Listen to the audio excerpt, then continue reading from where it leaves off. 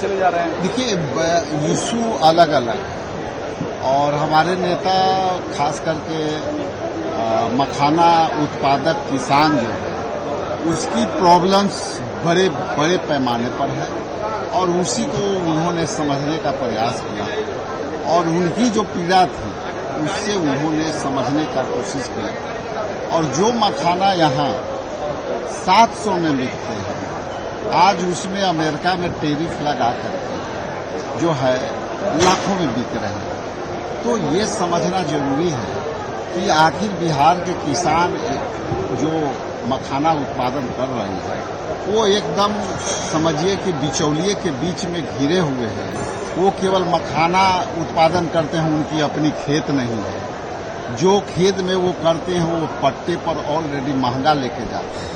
किसान जब उत्पादन करते हैं मखाना का तो उनका फसल जब मारी जाती है तो वो भी पैसा का लॉस होता है। इसके बाद वो जब बेचने के लिए जाते हैं तो उनको उचित माल जो है दाम नहीं मिलता है, प्राइस इसका। राहुल गांधी फिशरमैन और मखाना किसान से मिले, जब आप लखीसराय से एंटर करते हैं पूरा क्षेत्र राहुल गांधी को पानी पानी दिख रहा होगा, पानी की उपलब्धता प्रचुर मात्रा में है।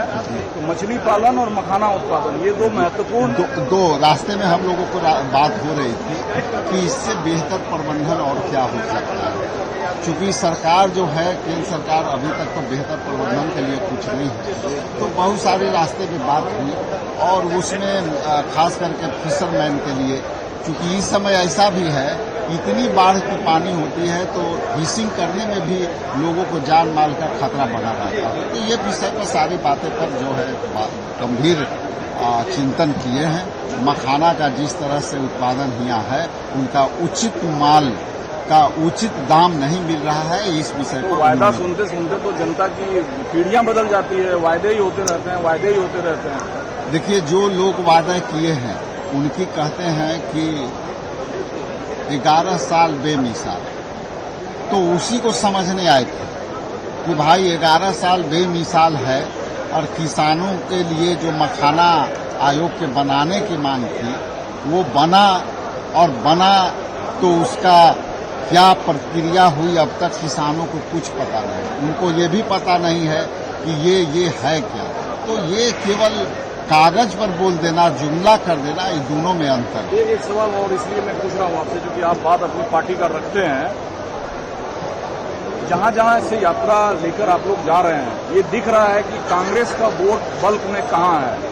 उन सीटों पर दावेदारी भी कर रहे हैं, बस खाली यात्रा ही हो रही है। देखिए, हम काम कर रहे हैं वोटर अधिकार को लेकर के और जिस तरह से वोटर अधिकार जो लोगों को वंचित हो रहे हैं, जिस तरह से प्रत्येक विधानसभा में कहीं 18,000 नाम काटे गए हैं, कहीं 23,000 काटे गए हैं, कहीं 28,000 काटे गए हैं और काटे उनके गए हैं जो जुनूनन थे।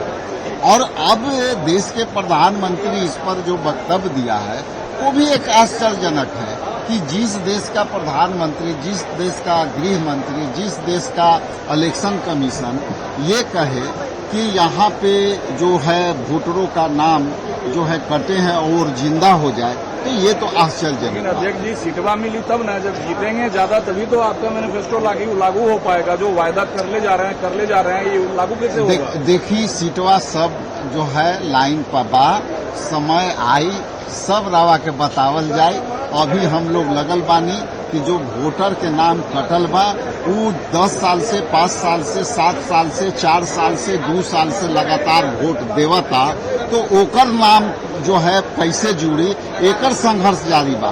बाकी तो मैदान साफ बा, मैदान क्लियर बा। उस मैदान में हम जो है एनडीए से फरियाद लिहब, इसमें दिक्कत कहाँ बा। होता है पूरा सीमांचल पानी पानी है, जहां मछली उत्पादन और मखाना उत्पादन एक बड़ी संभावना है। ये मोदी को समझाइए ना कि यहाँ 700 रुपया, अमेरिका में 9,000, दिल्ली में 2200 से 2500। बाढ़ की उनकी फुर्सत नहीं, उनको हिंदू मुसलमान से फुर्सत नहीं, वोट काटने से फुर्सत नहीं, चोरी करने से फुर्सत नहीं। हमारे नेता खेत में जा रहे हैं, हमारे नेता मखान फोड़ रहे हैं, हमारे नेता बाढ़ देख रहे हैं, हमारे नेता बचा रहे हैं। क्या है, एक आदमी गांव-गांव जा रहा है, एक आदमी घर घर जा रहा है। और एक आदमी गाली दे रहा है, गाली दिलवा रहा है, माफी मंगवा रहा है। लेकिन आपके नेता जगह जगह जाके वायदा कर रहे हैं, कांग्रेस की भीड़ दिख रही है, सीट जब मिलेगी नहीं ज्यादा तो ये वायदा पूरा कैसे होगा? उससे वादा करेंगे ना, वादा करेंगे तब तो कुछ होगा।